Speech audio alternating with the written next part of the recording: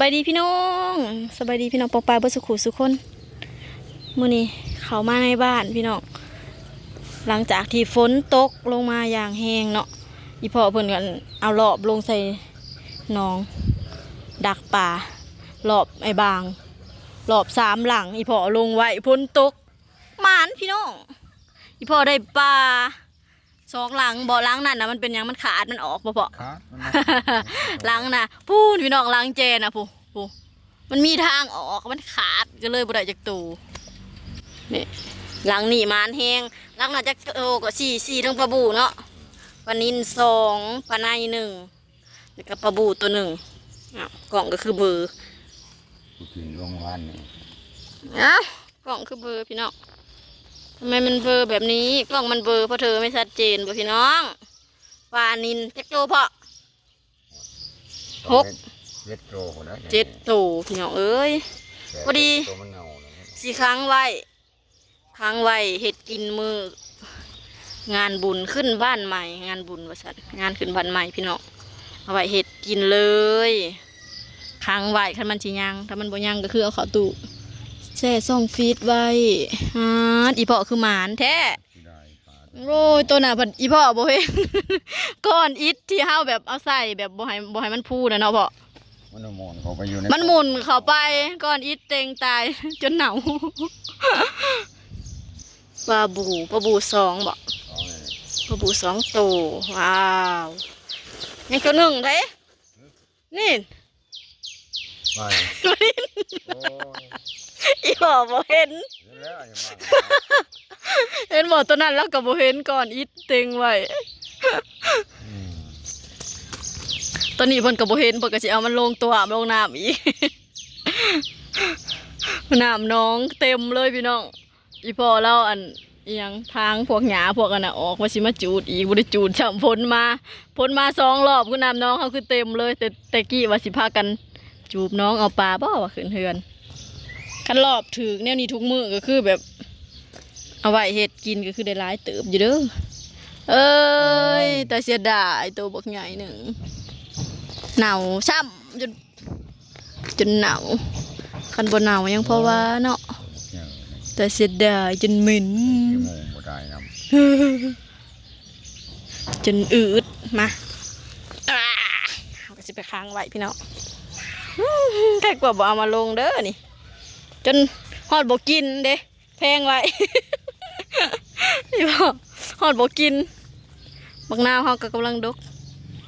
แพงไว้อันเฮ็ดกินมื้อขึ้นเฮือนนะนี่อีกก็ได้แล้วนี่ค้างใส่กระฟุ้ยไว้แต่บ่ฮู้มันสิยังบ่พี่น้องเดี๋ยวจะเทลงแต่กล่องก็ไม่มีเดี๋ยวเบิ่งก่อน เบิ่งก่อนเมื่อสิตายเนาะพี่น้องเอ้ยเมื่อสิตายก่อนเนาะปลาเฮาเขาเลยสิตายยังอยากเบิ่งอยู่กันเด้อพี่น้องเด้อมื้อนี้กว่าปลาบูปลานิลเลี้ยงแบบธรรมชาติในน้องพี่น้องเอ้ยแซ่บเฮาบ่ได้เกลือหัวอาหารเด้มันก็กินดินกินหญ้าไปอีพ่อคือหมานแท้อันนี้เด็ดยังเท่าไรโตมีแต่ตัวงามๆตัวสำคัญพี่น้องเดี๋ยวเราจะมาเทลงกระพุยนะคะเอามือเดียวเดี๋ยวกระโทรศัพท์กระตกกระพุยน้ำเทลงไปค่ะอ้าวมันบ่ลงบ่คอยอีกเลยพี่น้องจับเทโหลดเลยสิตายเบิดเนาะนี่วานนินแต่สุดก่อนก็ได้ประมาณ7-8 โตดาวก็ครัวใส่ตู้ใส่ช่องแข็งช่องผิดไว้เรียบร้อย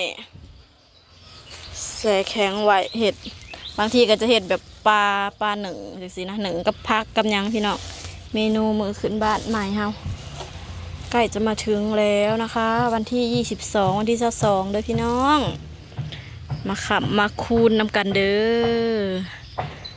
ขึ้นบ้านใหม่ก็คือเฮือนเฮาก็ยังแล้วบ่สมบูรณ์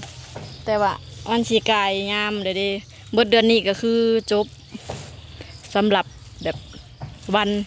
จัดงานอีกอย่างต่างๆค่ะนะสิ้นสุดในเดือน6นี่แหละพี่น้องเดือน6ลาวอย่างสินะแบบพวกงานดองงานแต่งงานขึ้นวันใหม่อีกอย่างต่างๆต่อไปก็จะเข้าสู่ฤดูกาลทำนาพี่น้องมึงเนี่ยมักนาวนะแล้วออนซอนมักสมโอก็คือปิดกินจนสิเบิดเลยเหลือหน่วยเดียวปะเป็นหน่วยเดียว ให้นั่งไปเอาเสียมมาให้แน่ คือตลอดอยู่บ่รู้มะนาวมะนาวผักหวานอีเพาะแบบงามแฮงมึงไง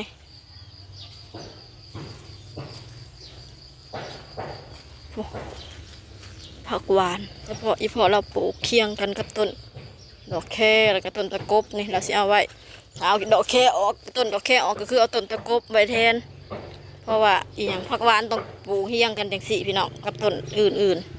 ๆบรรยากาศยามแรงโอ้ยตายพี่พอให้ไปเอาเสียมให้นี่พื้นที่เขาก็ยังบริเคลียร์พี่น้องเอ้ยงานก็ใกล้เข้ามาแต่บ้านเรายังไม่พร้อมเลยประตูประต่างเขาก็ยังบ่มียังเคลียร์งบอยู่ตอนนี้บ่ฮู้ว่าสิได้บ่หินทรายเขาก็เหลือยังเอียงของน้ำเด้อของน้ำยังบริก่อจ้าหญ้าก็งามบ่ได้มาเกี่ยวแหงมาตอนนี้ก็ตะเวนวิวคือสวยเลยพี่น้องท้องฟ้าดอกกับตะเวนบรรยากาศบ้านเฮายามแรงเอาเสียมให้คุณพ่อก่อนหน้าบ้านของเฮาป่ะโอ้จักต้นอีหยังมีเบิดต้นมะฮุงอีพ่อปลูกไว้เนี่ยต้นกล้วยก็มีพี่น้องนะผักหวานมุมนั่นก็ว่าสิงไข่มุมนั่นก็มีผักหวานอีพ่อปลูกแบบหอมเพื่อนเลยสมมติว่าเขาเคลียร์พื้นที่แล้วนี่กะอีพ่อเราก็สิหาแนวมาปลูกพอดีเลยช่วงฤดูฝนนี่เราก็สิปลูกมะนาวเต็มผู้เลยพี่น้องเอ้ย ปลูกมะนาวเต็มขางบ้านผู้เลยอันนี้ก็จะเป็นบ้านสวนคือกันเลยพี่น้องต่อไปน่ะเพราะว่าอีพ่อเฮาเป็นคนดุหมั่นขยันเพียรหมักปลูกหมักฝังเราไม่ปล่อยให้ดินว่างเลยค่ะคุณพ่อของเราพื้นที่เฮาก็ยังหกคนสิมาซอยกับบ่มีไอ้บางคอยซอยไอ้บางกะเตรียมช่วงนี้ไทยหุดหน้าเนาะ ไอ้บางกะไทยหุดหน้าช่วงนี้โอ้ยังหกแบบว่าหกแห้งอีพี่น้องเอ้ยโอ้ผักหวานทางงาม